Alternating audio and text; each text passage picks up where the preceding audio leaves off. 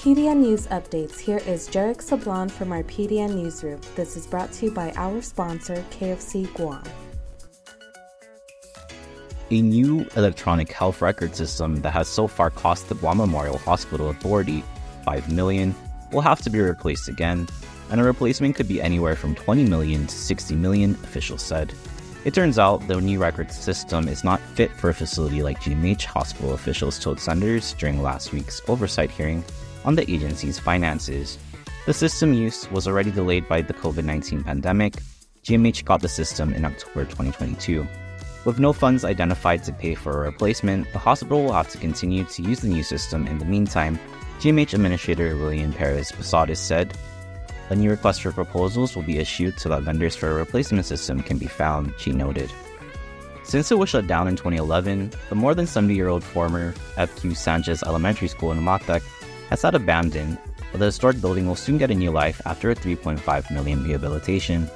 F.Q. Sanchez was Umatec's only school until it closed in 2011 due to declining funding. Its name commemorates the school's first principal and an early pioneer of historic and cultural preservation in the village, Francisco Quinata Sanchez. It will be up to the residents of Umatec to decide what to use the building for once its rehabilitation is completed in about a year, according to Mayor Johnny Quinata.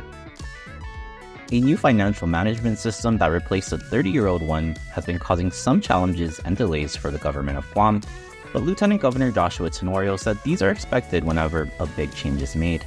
Tenorio, who used to work at the Superior Court of Guam, said he had the same experience when the court moved from a legacy system to a new system. A nearly $31 million contract approved in late 2022 paved the way for a new Guam financial management system that the Department of Administration recently launched. But there have been some challenges in the new system. For 30 years, Guam has been using the AS400 to manage all of its finances. It's being replaced by the new Guam Financial Management Information System, but that system will take 5 years to fully implement.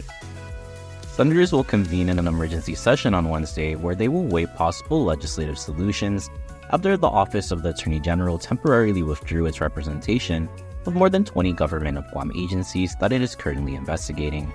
Among those options is Senator Amanda Shelton's bill, seeking to allow the governor to hire independent outside legal counsel to review and sign off on procurements of $500,000 or more when the AG's office is unable to assist because of a conflict of interest or other reasons. Speaker Therese Herlahi on Monday said she added the issue of legal representation to the emergency session agenda so that any potential solutions can be discussed.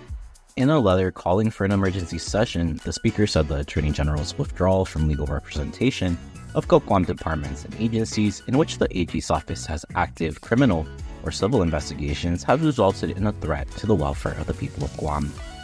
A storage room full of new, unopened laptops led to a public auditor's audit that found the Guam Department of Education's apparent improper purchases of more than 34,000 laptops, totaling about $24.6 million, most of them without a contract with a sole vendor and without getting the Attorney General involved as required by law for purchases over $500,000. This significantly violated Guam procurement law and GDOE's own standard operating procedures, OPA said. Other laptops were bought with just purchase orders, and the procurement appeared to be artificially divided, the report added. OPA also said laptop purchases exceeded public school student population. GDOE bought the laptops to support the need for distance learning due to the COVID-19 pandemic.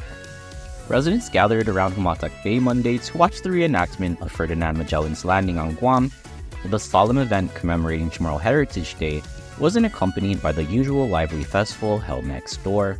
While the smell of food in the air and the carnival rides weren't around, hundreds still showed up to watch the performance of youths dressed in ancient Chamorro garb, the approach of ships on the horizon, and their traditional song and ceremony which accompanied the reenactment.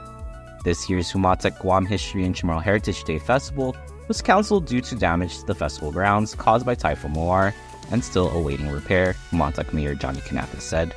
For more of these stories, log on to GuamPDN.com and follow us on social media.